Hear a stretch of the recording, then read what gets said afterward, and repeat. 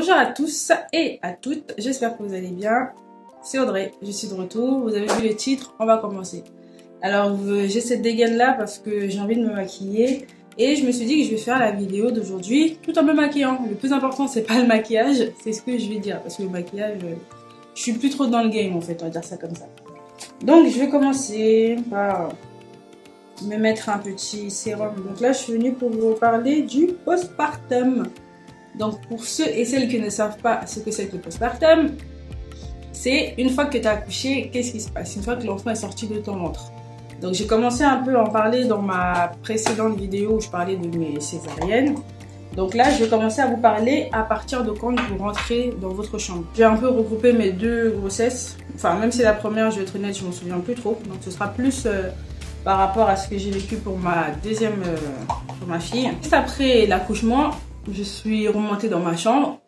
Donc pour l'exemple de ma fille n'était pas dans ma chambre. Vu que j'étais encore shootée pas mal au médicament, la péridurale n'avait pas complètement cessé d'agir. Bah j'avais pas spécialement mal, on va dire ça comme ça. Au contraire, j'étais libérée de mon gros ventre, donc moi j'étais contente. Et donc après ça, je vais parler de façon plus générale. C'est compliqué de filmer de se maquiller en même temps parce qu'il faut penser au maquillage, il faut penser à ce qu'on va dire. Wow. Donc je vais commencer à parler de quand on ramène le bébé dans la chambre. Donc moi pour ma part j'ai des césariennes, donc pour celles qui ont accouché par voie basse ce sera certainement un discours complètement différent. Donc quand l'enfant est ramené dans la chambre, de ce que j'ai vu, de ce qu'ils font maintenant, en tout cas c'est peut-être pas tous les hôpitaux qui le font ou toutes les cliniques, mais souvent la première nuit ils proposent à la maman, parce que même Ruby Comédienne elle en a parlé sur sa chaîne, ils proposent à la maman de garder l'enfant avec eux parce qu'il y a une sorte de nurserie en fait. Et la première nuit, pour que la maman puisse se reposer et récupérer un peu, sachant qu'en plus de toute façon il n'y a pas de lait, ils lui proposent de prendre l'enfant. Et comme je savais que pour pouvoir stimuler la montée de lait, il faut stimuler le lait. Sauf que si le bébé il n'est pas là pour qu'on le mette au sein, il n'y a rien pour stimuler. Donc moi, pour stimuler. Donc moi j'avais ramené mon tire-lait électrique que j'ai acheté sur AliExpress. Donc, ils prennent l'enfant. Donc la première nuit souvent ça va. Mais je sais que pour mon fils par exemple, il n'avait pas pris mon fils. Il est resté avec nous dans la chambre. La nuit avec bébé, pour moi c'était quand même c'était stressant. Je vais pas vous mentir, c'était stressant parce que tu sais pas quoi faire. Tu sais pas si ton enfant ça va être un enfant pleureur, un enfant pas pleureur. Tu sais pas, bref, tu sais pas comment ça va se passer quoi. Mais en tout cas la première nuit, moi ce que j'ai pu observer sur mes enfants, c'est qu'ils passent la plupart de leur temps à dormir, clairement. Comme on me l'a expliqué, en fait, au début, les enfants, ils ont un tout petit estomac. Genre, vraiment, tout rikiki comme ça, quoi. Donc, c'est pour ça que le spéculum, je crois que c'est comme ça que ça s'appelle. Bref, le liquide qui sort avant le lait, ça les rassasie, ça les rassasie, quoi. Donc, moi, je m'inquiétais pour ça. Surtout que moi, j'ai fait des gros bébés, clairement, 4,6 kg. Donc, je me suis dit, il faut bien qu'ils mangent quand même, les petits. Mais en fait, ça va. Donc, j'ai envie de dire, c'est pas le pire. Et ensuite, il y a la première douche, en tout cas pour moi, c'est l'un des points qui m'a marqué dont on ne parle pas. Encore une fois, j'ai eu une césarienne. Donc pour moi, la première douche, c'était toute une étape en fait. C'était pas très simple. Déjà, le fait de se lever, c'est compliqué, ça fait mal. Et on pense que c'est que le ventre qui fait mal, mais en fait, non. J'avais mal dans tout mon corps. La première douche, c'était bien compliqué. Clairement, je me suis concentrée sur le haut de mon corps et sur mes parties intimes. Donc mes jambes, j'ai même pas essayé de les toucher. Je me suis dit là, faut pas provoquer le diable. Mais c'est compliqué. Comment ils font les meufs pour se maquiller et parler en même temps? Oh, je vais liker plus souvent ce genre de vidéos. Je me suis concentrée sur mes aisselles, mon visage, ma partie intime. Et encore, j'ai juste pris le pommeau, j'ai mis comme ça. Je me suis même pas prise la tête. J'avais même pas envie de toucher cette partie-là. Donc c'est compliqué. Je me rappelle pour mon fils, mais j'avais ramené une petite serviette, mon petit soin, au cas où je vais me faire un gommage, je m'étais ramené, je sais plus, j'avais ramené plein de petits trucs. Je me suis dit, bah oui, c'est pas parce que, justement, après avoir accouché, j'aurais plus le gros ventre et tout, ça devrait aller, je vais pouvoir faire des trucs. De toute façon, j'ai mis ça de côté, hein, je les ai même pas regardés. Bref, et après ça, il y a le premier caca. Il faut quand même assez rapidement faire caca pour que le système digestif se remet en place en fait, parce que pendant plusieurs mois, vos intestins ils étaient comprimés par le bébé et tout ça, et là ils reprennent leur place et tout, et il faut qu'ils reprennent leur job aussi. Donc moi je sais que j'avais pas réussi à faire caca, je crois les 2 premiers jours. Donc un jour, une sage-femme qui est venue, elle m'a dit bah madame, comme vous n'avez pas allé à la selle, on va vous donner un suppositoire. vous imaginez bien ma tête. Ça fait combien d'années que j'ai pas mis de suppôt, vous êtes sérieux? Mais oui, il fallait mettre un suppôt. Donc j'ai mis un suppôt, elle m'a bien expliqué. Une fois que vous avez mis le suppôt, vous allez sentir, quelques minutes après, vous allez sentir l'envie d'aller faire caca. Vous baissez en avant et vous poussez, mais vous poussez pas trop parce que vu que tu as une césarienne, faut pas que tes organes ils descendent avec. Donc voilà, donc ça s'est bien passé le premier caca, j'ai envie de dire, mais c'était vraiment pas agréable parce que tu as envie de pousser, en même temps on te dit de pas pousser, en même temps tu as peur d'avoir mal, en même temps tu sens que quand tu pousses tu contractes tes abdos ils ont pas envie d'être contractés là. Donc en gros, si je dois faire un petit résumé, la première nuit, la première douche, le premier caca, c'est beaucoup moins évident quand on le pense. Et c'est là qu'on se rend compte que pour faire des choses aussi simples au quotidien, ça demande vraiment de mobiliser beaucoup de muscles. Des muscles dont on n'a même pas... on n'a même pas connaissance en fait. Je suis restée 5 jours à l'hôpital. Donc pendant ces 5 jours-là, comme je l'ai dit au début, le lait il sort pas. Donc il faut stimuler les seins. Et j'avais ramené mon petit tire-lait. Et en fait, même dès la première nuit quand le bébé n'était pas là, toutes les à peu près 1h, 1h30, je mettais le tire-lait sur mes seins et je stimulais, Et je sais que dès le deuxième jour, je crois, ou le troisième, non, deuxième jour, j'ai commencé à avoir le petit liquide. Là, je sais pas comment ça s'appelle. Enfin, je sais comment ça s'appelle, mais je sais jamais comment le prononcer, donc j'ai pas envie de me tromper, donc je dirais juste le petit liquide qui sort avant le lait. Et je pense que l'allaitement, j'en parlerai après. J'en ferai une autre vidéo. Vous en parlez quand même un peu. Donc, oui, on stimule les seins avec le tire-lait et ça favorise la montée de lait plus rapidement. En tout cas, c'est ce qu'on m'a dit, c'est ce que j'ai fait pour mes 2 enfants. Donc, est-ce que c'est pour ça que ça allait, entre guillemets, rapidement? Je ne saurais pas vous le dire. Et donc, pendant qu'on fait ça, bah, le bébé, il est là. Normalement, il y a des sages-femmes qui viennent pour, en tout cas, surtout quand vous avez votre premier bébé, quoique là, pour ma fille, elles sont venues aussi, pour vous montrer comment on lave le bébé, comment on nettoie le nombril et tout ça. Entre-temps, en fait, j'ai envie de dire, le premier postpartum, c'est pas tant le bébé qui dérange, c'est plus vous. Parce que le bébé, la plupart du temps, encore une fois, il passe son temps à dormir. Après, il y a des bébés qui pleurent, hein, ça je l'entends. Mais la plupart du temps, normalement, ça va. Et même quand il pleure, souvent, il suffit de lui donner un biberon et il dort, quoi. Mais vraiment, c'est plutôt l'état physique de la maman qui est à déplorer parce que je me rappelle les premières nuits, il y a une nuit où, parce que je profitais de la nuit quand ma fille dormait bien, parce qu'elle n'a jamais voulu dormir en journée, celle-là. Je profitais de la nuit pour me laver et je sais qu'une nuit, je me suis lavée, je suis allée me laver, mais j'avais mal de partout. C'est-à-dire, j'avais mal aux bras, j'avais mal aux jambes.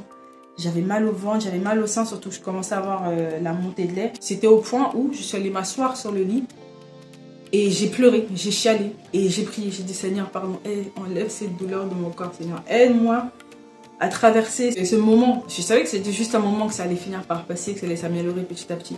Mais j'avais tellement mal, mais c'était un truc de ouf. Surtout moi, j'ai voulu faire la brave parce que normalement, quand tu es à l'hôpital, on te donne des médicaments, des antidouleurs et tout. Moi, j'ai voulu faire la meuf. Non, je n'ai pas besoin, je ne vais pas être dépendante aux médicaments, c'est ce que je me disais dans ma tête. Hein.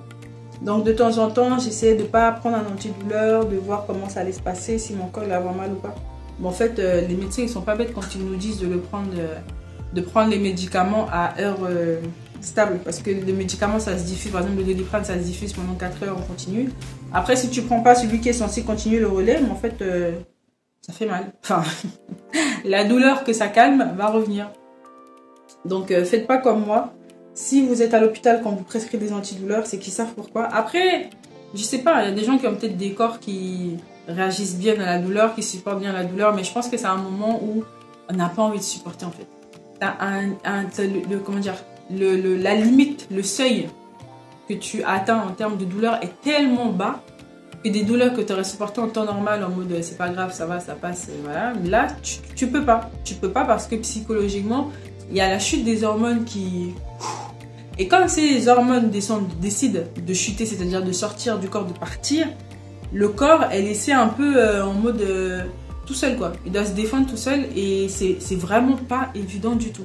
Ça, c'est quelque chose qu'on m'avait pas dit, que ce soit pour mon fils ou pour ma fille, bon, je le savais déjà. Mais en fait, émotionnellement, on est mise à rude épreuve, mais genre de ouf. Et les premières nuits, je dirais entre la première et la troisième nuit, quand il n'y a pas encore le lait, et que la plupart du temps on donne un petit biberon à l'enfant ou pas. En fait, l'enfant il dérange pas trop. En plus, au début, on va pas forcément le laver. En tout cas, pour ma part, j'ai pas lavé ma fille avant, je crois, le deuxième jour ou le troisième jour. Donc en fait, déjà, moi, je l'ai presque pas changé. Parce qu'en plus, elle a pas forcément fait caca tout de suite. Elle faisait plus pipi. Donc les vêtements, ils étaient propres. En plus, comme il fait, comment dire, ils ont du mal à réguler leur température. Les enfants, bah, on les change pas tout le temps. En tout cas, moi, j'avais pas envie de mettre ma fille à poil tous les jours, en fait. Tout ça pour la changer, pour rien. Je me disais que si ses vêtements, ils étaient pas sales, bah, je laissais avec ses vêtements. Donc voilà. Donc maintenant, je vais parler à partir de quand il y a la montée de lait. Parce que c'est là que les vraies choses commencent, entre guillemets. Donc quand il y a la montée de lait, bah, vous avez les seins énormes. Il y a beaucoup de gens, moi en tout cas au début, pour mon fils, je me rappelle, j'avais pas forcément cru. J'étais là en mode, mais non, les gens ils m'ont... comment ça, tu vas passer d'un bonnet B à un bonnet E? Bon, en fait, si, c'est vrai, vous passez d'un bonnet B à un bonnet E. Pour certains cas, moi je sais que mes seins, ils deviennent énormes. J'avais acheté des soutiens sur H&M, c'était des soutiens taille EF 90, je crois, ou 100, ouais. Et malgré ça, le truc, il était trop petit. Vous imaginez à quel point. Donc, minimisez pas cela. Équipez-vous bien. Achetez les bons soutiens-gorge. Même si ça vous paraît... Vaut mieux qu'ils soient trop grands que trop petits. Parce que trop petits, c'est une horreur. Déjà, ça vous comprime. Les seins, ils font mal. Ils sont douloureux. Ils sont gonflés. Vous n'avez pas envie de quelque chose qui vient vous presser la poitrine, en fait. Ça va pas du tout. On peut penser que... Putain, c'est ça que je cherche et je l'ai dans la main depuis tout à l'heure. Eh, c'est trop dur. Filmer et se maquiller en même temps. Oh, je savais pas, moi. Personne m'avait dit ça. Donc, je disais, prenez des vêtements qui vont pas vous serrer. Surtout en termes de soutien-gorge. Moi, ce que je vous conseille, ce sont les brassières. Les brassières de sport. Pas celles qui sont genre super serrées, mais les brassières de sport. Genre les Quechua ou Nike ou ce que vous voulez comme marque. Mais quelque chose dans lequel vous allez être à l'aise. Parce qu'en fait, avec la montée de lait, et en tout cas pendant tout le cours de l'allaitement, vos seins vont passer leur temps à grossir et à diminuer, grossir, diminuer. Donc quand il y a du lait dedans, ils sont gros. Et quand l'enfant a tété, bah, ils redeviennent petits. Donc si vous prenez des soutiens-gorge, je sais pas, taille E, parce que quand les seins sont pleins, vous faites du E, c'est bien. Sauf qu'une fois que l'enfant a tété et que votre sein il nage dedans, vous allez vous baisser comme ça, votre sein il va tomber sur le côté, vous allez vous coucher sur le côté, votre sein il sera déjà ici devant. C'est vraiment pas évident du tout. Et ça, après, peut-être qu'il y a des marques de soutien-gorge qui font que vous ressentez pas ce changement de taille de bonnet. En tout cas, moi, tous ceux que j'ai essayé, et j'en ai essayé plein, j'ai ressenti ce problème-là à chaque fois. Donc voilà, maintenant je vais vous parler de une fois que vous rentrez à la maison avec bébé. Moi, je sais que quand je suis rentrée avec ma fille, bah, monsieur, il était là, il avait pris des jours. Donc, c'était bien pratique, surtout qu'on avait déjà le grand à la maison. Donc, il fallait continuer à s'occuper, l'emmener à la crèche, lui faire à manger et tout et tout. Et clairement, à ce moment-là, j'étais pas disponible. Mais alors, pas du tout. La première chose dont je vais vous parler, que moi, j'aurais aimé qu'on me dise, c'est les tranchées. Pour celles qui ne savent pas ce que c'est pas les tranchées de la guerre, hein, mais presque. En termes de sensation, en fait, quand vous accouchez, votre utérus dans lequel le bébé était, il est gros. Il a la taille du liquide, hein, de la poche amniotique dans laquelle il y avait le bébé. Et après, l'utérus, il faut qu'il reprenne sa taille de base, c'est-à-dire un petit avocat, je sais pas, un petit... Bref, ça devient plus petit, quoi. Et ça se fait surtout quand l'enfant est au sein. Donc, quand l'enfant tète, c'est surtout à ce moment-là que l'utérus se contracte pour reprendre sa taille d'avant. Et chose que je ne savais pas, mais que j'ai su grâce à Gambo, la sœur de Ambre, non, de Farida. Pour celles qui ne connaissent pas, c'est les Brogueurs. Je vous mettrai sa chaîne en bas. Plus vous avez d'enfants, plus les tranchées font mal. Donc, clairement, pendant que vous êtes en train d'allaiter, l'allaitement qui déjà au début, la plupart du temps, c'est un peu compliqué. Dites-vous que votre utérus choisit ce moment-là pour se contracter et donc revenir à sa taille d'avant. Et ça fait super mal. Ça fait pas mal comme des douleurs de règles. Parce qu'on pourrait se dire que nous les femmes et toutes les douleurs qu'on a déjà, on a dû appréhender cette douleur-là, donc on sait ce que c'est. Pas du tout. C'est une douleur vraiment particulière et encore une fois, vu que le seuil de votre résistance à la douleur est assez bas, ça fait que même une si petite douleur, surtout que moi, quand je suis sortie de l'hôpital, ils m'ont renvoyé chez moi avec comme seul antidouleur du Spasmo. Vous imaginez? J'avais super mal, j'étais au bout de ma vie. Et en fait, je me suis dit à un moment, mais pourquoi est-ce que je me complique la vie à allaiter en fait? Parce que oui, c'est bien. Beaucoup de gens, les professionnels, la famille et tout, surtout les familles africaines, non, c'est bien d'allaiter et tout ça, c'est vrai, c'est bien. mais ça fait mal, ça fait souffrir. Et en plus de ça, je trouve sincèrement que l'allaitement peut être, comment dire, vu qu'il y a certaines femmes pour qui ça peut bien se passer, moi je sais que j'ai ma cousine, Danielle, si tu passes par là, c'est de toi dont je parle. Elle, ses allaitements, je me rappelle quand je lui demandais, je me disais, bah non, ça va, oui, c'est vrai, ça fait un peu mal, vite fait, mais ça va, mais en fait, elle, peut-être que ça allait pour elle, tu vois. Mais moi, ça n'allait pas. Sauf que moi, je ne m'étais pas préparée à souffrir autant. Donc, quand ces douleurs me sont venues me frapper au visage, je me suis dit, mais c'est pas normal, pourquoi moi ça me fait ça? Alors que les autres, quand je leur demande, ils me disent que non, ça va, ça veut dire que c'est moi qui peut-être je fais mal quelque chose. Je trouve que c'est vraiment pas assez dit, ces choses des tranchées là, on n'en parle pas. Donc à part les tranchées, il y a aussi les bas de contention. Pour ma part, encore une fois, j'ai accouché en césarienne. Je sais pas si quand tu accouches par voie basse, c'est la même chose. Mais ayant accouché par césarienne, je devais mettre des bas de contention. J'avais ramené les miens, mais sincèrement, déjà je pouvais pas les mettre. C'est-à-dire me baisser pour les mettre. Pour celles qui savent pas ce que c'est que les bas de contention, c'est comme les chaussettes que les petites mamies mettent, bah, les bas qui arrivent ou au genou ou à la cuisse, mais qui sont serrés.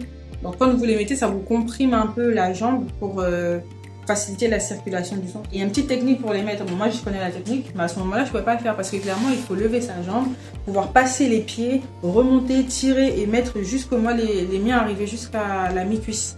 Donc vous imaginez bien que, ayant eu une césarienne, je ne pouvais pas les mettre et sincèrement, même si je pouvais, j'avais pas envie de les mettre. Après les bas de contention, j'ai noté les piqûres parce que après un accouchement par césarienne, on vous donne un produit pour liquéfier un peu votre sang parce que après une césarienne, le corps peut avoir tendance à coaguler, enfin le sang peut avoir tendance à coaguler un peu, faire des petits caillots. Donc pour que ça ne vous arrive pas et que ça ne vous dérange pas, on vous prescrit des piqûres de Lovenox, en tout cas dans mon cas c'était du Lovenox. Et je sais que pour mon fils c'était une infirmière qui était venue me les faire au début. Et après elle s'est rendue compte que c'est n'importe quoi de la faire déplacer pour ça. Donc elle a appris à monsieur à me les faire. Donc je sais que là pour ma fille c'est monsieur qui m'a fait mes piqûres. Mais il faut le savoir, moi je savais pas par exemple après que j'ai accouché mon fils que j'allais être piquée. En tout cas à l'hôpital j'étais piquée et je m'étais dit que bah, ça va s'arrêter à l'hôpital. Une fois que je suis sortie de l'hôpital j'aurais plus besoin de piqûres. En fait si, même une fois sortie de l'hôpital j'avais besoin de piqûres. Après ça je vais parler des agrafes et des fils. Parce que après une césarienne bah, on vous recoue, on vous referme l'emplacement par lequel l'enfant est sorti. Et en fait, on ne fait pas que coudre. Donc, ils coupent avec du fil. En fait, c'est pas ils coupent comme on coupe quelque chose. Ils vont faire un point, ils vont faire un nœud. Un point, ils vont faire un nœud. Ils font tout ça sur toute la longueur. Et après, ils vont passer des agrafes. Mais vraiment des agrafes comme ça avec quoi on agrafe. C'est pas exactement ça avec quoi on agrafe des papiers. Mais c'est le même principe en fait. Et c'est la même matière. C'est-à-dire du métal. Et donc, une fois qu'ils vous ont fait ça, je sais que pour mon fils, il m'avait enlevé une partie des agrafes à l'hôpital. Et le reste, c'était une sage-femme ou une infirmière, je ne sais plus, qui était venue me les enlever à la maison. Et là, cette fois-ci, je m'attendais à ce qu'avant de sortir, ils m'en enlèvent au moins quelques-uns parce que, en fait, plus la cicatrisation avance, plus il faut enlever les agrafes avant que la peau ne cicatrise dessus et que ça fasse encore plus mal de les enlever. Et donc, avant de sortir, j'ai quand même mis 5 jours à l'hôpital et je m'attendais à ce qu'on vienne me les enlever. Ils me disent non, maintenant, on n'enlève plus les agrafes, vous rentrez chez vous avec. Et c'est la sage-femme qui viendra vous voir et regarder votre cicatrisation qui va vous les enlever au fur et à mesure. C'est bon, d'accord. Et en fait, ce que je ne savais pas que la sage-femme m'a dit, c'est que oui, c'est vrai, ils ne les enlèvent plus. Mais normalement, ils sont censés vous donner le kit pour les enlever. Parce que les sages-femmes n'en ont pas. Sauf que moi, ils ne m'avaient pas donné le kit. Et en fait, elle n'enlève pas tout d'un coup. Parce que moi, encore une fois, pour mon fils, je croyais qu'on allait tout m'enlever d'un coup et puis je serais libérée. Parce qu'en fait, quand vous avez une césarienne, c'est très désagréable les agrafes. Parce que quand vous êtes assise et que votre ventre il fait des petits plis, bah, c'est désagréable, ça pique en fait dessus. Et ça tire un peu sur la peau. Parce que vu que la peau cicatrise, bah, les agrafes font que ça, comment dire, c'est vraiment inconfortable parce que vous les sentez vous piquer un peu si vous êtes un peu couché, si vous mettez votre culotte ou votre pantalon, vous allez sentir les agrafes. Et c'est vraiment pas agréable. Donc le plus tôt on vous les enlève, et plus vite vous retrouvez votre mobilité en fait. Et donc, là clairement, je sais pas trop ce que je fais, hein, je vais être honnête. Je fais un peu au feeling parce que j'ai juste envie de mettre un peu de mouvement dans mes cheveux. Je sais pas à quoi ça va ressembler. Et donc les agrafes, on vous les enlève peut-être genre 5 de temps en temps, enfin 5. On vous enlève 3 un jour, l'autre jour on enlève peut-être 5, après peut-être elle va peut-être tout enlever. vous attendez pas en tout cas à ce qu'on vous les enlève tout d'un coup avec les fils et tout, c'est petit à petit, au fur et à mesure que la cicatrisation avance. Ensuite, je vais vous parler des prises de sang, parce que quand vous êtes à l'hôpital, bien sûr, on vient vous réveiller à 5 h du mat pour vous dire, madame, prise de sang. En tout cas, moi, c'est ce qu'on m'a fait. Mais ça s'arrête pas là. Quand vous rentrez à la maison, en tout cas, moi, j'avais des prises de sang à faire. Je sais que pour mon fils, j'avais trouvé un laboratoire à côté de chez moi qui faisait le déplacement. Donc, ils m'ont gentiment proposé de venir chez moi pour me faire la prise de sang, parce que se déplacer après un accouchement, surtout par césarienne, c'est pas évident. Donc, pensez à demander au laboratoire à côté de chez vous, les appeler. La plupart, ils le font, des déplacements pour venir faire les prises de sang. Parce qu'ils savent très bien qu'il y a des gens qui ne peuvent pas forcément se déplacer. Les femmes qui ont accouché, les petits vieux et tout ça, ça peut être compliqué pour eux de se déplacer. Bon, en tout cas, vous avez des prises de sang à faire après. Et ensuite, j'ai marqué la rééducation du périnée. Parce que oui, il faut rééduquer ce petit périnée. Oh là là, je crois que j'ai n'importe quoi. Donc pour ceux qui ne savent pas ce que c'est que le périnée, c'est un muscle qui est très sollicité pendant que vous êtes enceinte et surtout pendant l'accouchement, surtout pour les femmes qui accouchent par voie basse. C'est ce que la sage-femme m'a dit. Celles qui accouchent aussi par césarienne sont concernées, hein, mais un peu moins. Et en fait, il faut le rééduquer, ce petit muscle, parce que c'est ça qui permet d'éviter les fuites urinaires, vous savez, de faire pipi ou de tousser et d'avoir un petit bout de pipi qui tombe dans la culotte. Et d'éviter la descente d'organes. C'est pour ça qu'on dit de faire la rééducation du périnée avant de reprendre les activités sportives qui sont un peu physiques, quoi, genre courir, faire des trucs comme ça, voilà. Et donc moi, pour ma rééducation du périnée, pour mon premier accouchement, je ne l'avais pas fait parce que j'avais repris le travail et après les horaires et tout ça, ça ne correspondait pas et puis clairement j'avais la flemme. Sauf que là, je me suis dit, bon, c'est quand même le deuxième enfant, je sais que je vais rester à la maison un petit moment, donc autant le faire. Donc, je l'ai fait avec la sage-femme qui m'a suivi après mon accouchement. Et en fait, au premier rendez-vous, bon, je vais un peu vous expliquer comment ça se passe. Elle vous met 2 doigts dans le vagin. En fait, elle vous fait faire des exercices. Donc, elle va vous dire, imagine, focus. En tout cas, c'est ce qu'elle m'a dit. Imaginez que votre vagin est un tunnel. Et je vais écarter sur les côtés. Et vous allez devoir contracter en faisant revenir mes doigts au milieu. Donc, elle fait ça et après, elle met ses doigts en haut et vous devez redescendre ses doigts. Elle met ses doigts ensuite vers le bas, vous devez remonter ses doigts. Ensuite, elle laisse ses doigts au milieu et vous devez serrer le tout. Et donc, quand elle m'a fait ça, elle m'a dit, bon, en fait, vous, ça va, votre périnée, il est bien. Vous n'avez pas besoin de séances. Et puis, de toute façon, depuis le début, elle m'avait dit, ça sert à rien que je vous fasse faire des séances. Si c'est pour qu'arriver à la maison, vous ne faites rien. Donc, sachez que le plus gros se fait à la maison toute votre vie, que vous ayez des enfants ou pas. De faire ce type d'exercice, de contracter en fait, pour être un peu plus explicite. Vous voyez quand vous faites pipi et que vous, au milieu de votre pipi, vous arrêtez le pipi, vous vous retenez. En fait, c'est ce mouvement-là, ce geste-là qu'il faut faire sans... Enfin, pas que quand on fait pipi, même en temps normal, c'est ça en fait de contracter, de retenir peut-être 5 secondes, de relâcher, de recontracter, retenir peut-être 10 secondes, ainsi de suite, augmenter le temps pendant lequel on peut tenir et après on relâche. Et c'est ça qui va vous aider à travailler votre périnée. Voilà. Bon, en fait, c'est sorti plutôt pas mal. Hein. Donc oui, je me suis coupé les cheveux. Et donc voilà pour le postpartum, ce que j'aurais aimé savoir. Je trouve qu'il y a beaucoup de choses qu'on ne dit pas sur le postpartum. Mais pas tant en termes de douleur, parce qu'on insiste beaucoup sur le fait que oui, l'accouchement, ça fait mal et tout, tu vas douiller et tout ça. Mais j'ai envie de dire, c'est pas ça le plus dur. Le plus dur, c'est après. Les douleurs que tu comprends pas d'où ça vient, l'allaitement qu'il faut mettre en place. Le fait de te retrouver seule avec bébé, c'est comment je vais dire, c'est angoissant, oui, c'est angoissant parce que il y a des bébés, des fois ils pleurent, tu sais pas pourquoi. C'est-à-dire, il vient de manger, il a changé la couche, il a fait le l'euro et il pleure. Dans ces cas-là, ça c'est l'un des conseils qu'on m'a donné et que j'ai appliqué pour ma fille. Je me rappelle d'un soir, elle pleurait alors qu'elle venait de manger, je l'avais changée. Elle n'avait pas dormi la nuit, donc je savais qu'elle avait sommeil, mais elle voulait pas dormir. Donc je l'ai couchée sur le dos à côté de moi et sérieux, j'ai seulement fait ça, j'ai bouché mes oreilles parce qu'elle pleurait et criait et je savais pas quoi faire. Je me suis dit, si je la porte, je risque d'avoir un geste malencontreux, tu vois. Je me suis dit, mieux que je la couche sur le dos, comme ça je sais qu'il n'y a pas de risque, rien du tout, je la couche et je la laisse pleurer. J'ai fait ça, j'ai mis mes oreilles comme ça, je l'ai laissé, elle a pleuré pendant au moins, je sais pas, peut-être 15 minutes, mais c'est pas des pleurs vite fait, elle criait, j'avais même peur pour mes voisins, quoi. Je me disais, putain, les pauvres. Et après, à un moment, elle s'est calmée. Elle a arrêté de pleurer. Je l'ai prise dans mes bras, comme ça, je l'ai mise sur moi. Et elle s'est endormie. Et je me suis rappelé de cette émission que j'avais vue sur la chaîne YouTube des maternelles. D'ailleurs, je vous recommande cette chaîne YouTube. Ils abordent plein de sujets et j'aime beaucoup. Après, je trouve qu'ils sont un peu plus la praline en mode non, c'est beau la vie, non, c'est beau la maternité. Oui, c'est beau, mais c'est dur. C'est dur. Et donc, sur cette chaîne-là, ils avaient dit un jour, c'était un pédiatre qui disait qu'il y a des moments où un bébé a besoin de se relâcher. Et c'est souvent la nuit qu'il va vouloir se relâcher, toute la pression de bébé qu'il a vécu toute la journée, et il va pleurer. Et c'est sa façon à lui d'évacuer tout ce stress-là, entre guillemets. Et j'avais repensé à ça, et en fait, ça m'avait rassurée de me dire que bon, même si... Enfin, si d'après moi, j'ai répondu à tous ses besoins primaires et qu'elle continue à pleurer, c'est peut-être ce truc-là. Et le fait de savoir, d'avoir des petits brides d'explication, des petits débuts d'explication, ça permet de relativiser et surtout de ne pas se culpabiliser parce que c'est un truc de ouf comment je me culpabilisais pour un tout. Et mis à part le fait que moi, je me culpabilise, les gens aussi de l'extérieur te culpabilisent. Enfin, je veux dire, je suis maman, je suis jeune, même si je suis pas jeune, je fais des erreurs, j'apprends par mes erreurs. Donc, de culpabiliser les mamans, comment dire, ça sert à rien. Parce qu'en plus, ça fait que la personne, après, elle se sent pas bien. Et une maman qui se sent pas bien, ça fait un enfant qui se sent pas bien. Ça, c'est une phrase qui est vraie, véridique. Vous pouvez... Dans tous les sens, ça fonctionne.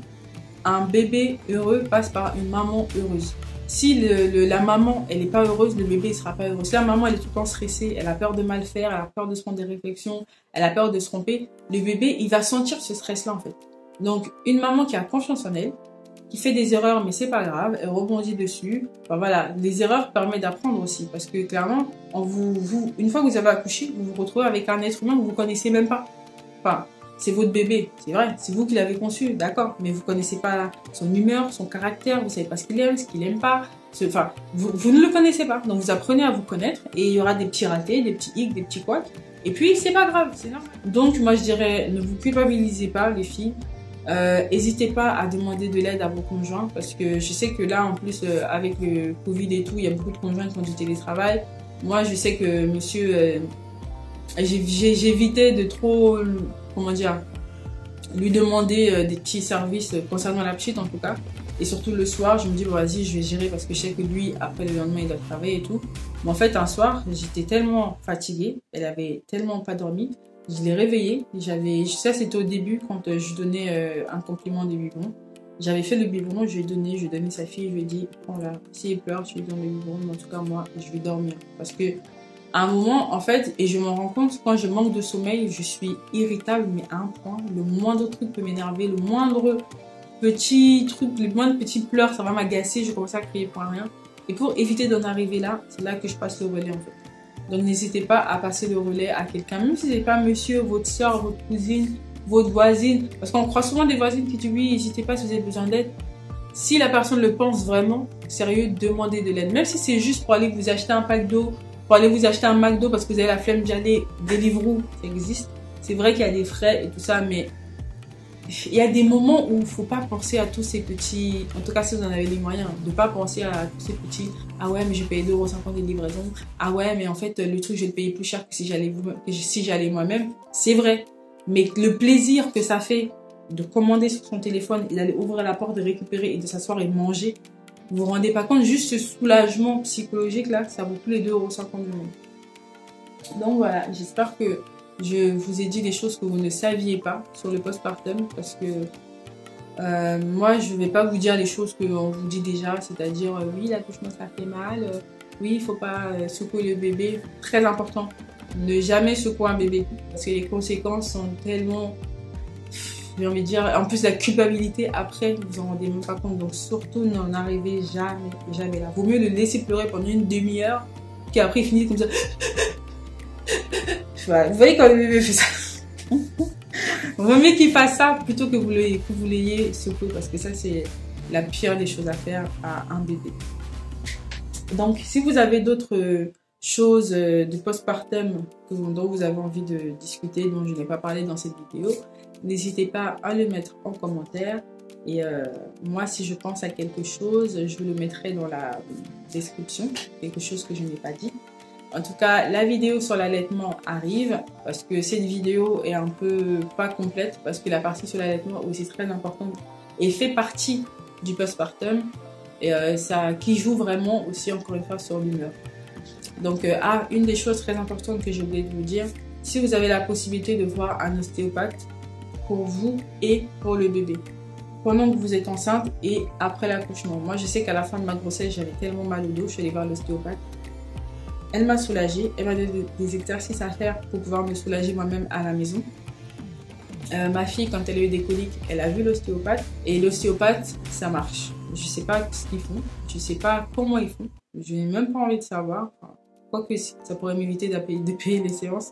Mais en tout cas, l'ostéopathe, ça marche. Votre bébé, il fait ses dents, emmenez-le chez l'ostéopathe. Votre bébé, il a des coliques, emmenez-le chez l'ostéopathe. Votre bébé, il dort pas bien, emmenez-le chez l'ostéopathe. Votre bébé, juste, même pour rien, juste vous sentez que votre bébé, il a besoin d'être un peu manipulé, emmenez-le chez l'ostéopathe. Il n'y a pas de médicaments, c'est juste un toucher en fait. Il touche le bébé d'une certaine façon, il fait qu'il arrive à... Comment il dit déjà, il sent des nœuds, il sent des endroits où c'est contracté, où ça ne devrait pas être contracté et tout ça. Ça aide en fait le bébé à être un bébé apaisé. Donc, négligez pas ça. Après, je sais qu'il y a beaucoup de choses pour les coliques, des petits sirops, des petits trucs qu'on vend en pharmacie qui coûtent la peau des fesses. J'ai essayé pour mon fils, ça marche sur le moment, mais après ça marche plus. Ou alors, il faut en donner tout le temps et ça coûte cher. Est-ce que j'ai oublié quelque chose? Je ne pense pas. Et au pire, si j'ai oublié quelque chose, je vous ferai une vidéo partie 2. Donc j'espère que cette vidéo vous aura plu. J'espère que je m'en suis bien sortie. En tout cas, le maquillage, comme je vous l'ai dit, c'était pas le but de la vidéo. C'était vraiment de vous parler tout en faisant autre chose. Donc joindre l'utile à l'agréable. La dernière fois, sur l'une de mes vidéos, je vous avais fait une petite devinette. Mais je vois que personne n'a même essayé de répondre. Je sais même pas pourquoi. Mais bon, je vous donne la réponse. Donc la petite intro que je vous avais fait en disant bonjour, mes parents m'ont appelé Audrey. C'est une vidéo par rapport à... C'est un extrait de la vidéo de Randy Guin. C'est un humoriste qui fait des vidéos sur les réseaux. C'était un petit clin d'œil à sa vidéo qu'il a fait avec Radio Bangala. Bon bref, c'était drôle. Hein. Voilà. Donc je vous dis à la prochaine. Mouah.